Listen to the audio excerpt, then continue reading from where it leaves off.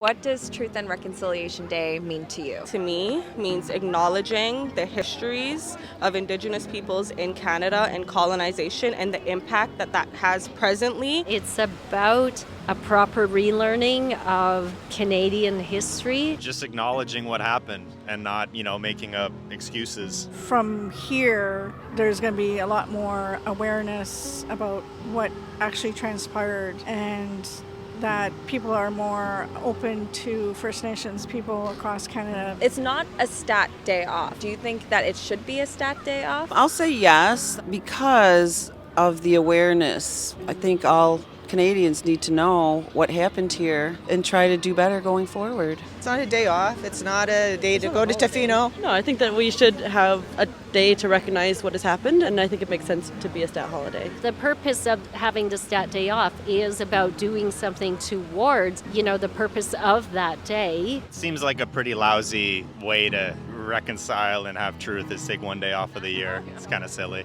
That's true. I do agree with what Keith said again. It's a give or take. You can look at it with both aspects, really. So what do you think the government could do to help support Indigenous communities? It's about creating opportunities for leadership, shifting of power, back into various Indigenous communities, having Indigenous voices and leadership of all different generations around the table, of all different genders, to really guide. Give land back. Yep, absolutely. That would be the greatest thing, because there is a high end of poverty in regards to, the food that we're used to eating, like roots and plants, to harvesting moose or hare. So that would be wonderful to be able to have that land back from like provincial parks to federally owned lands.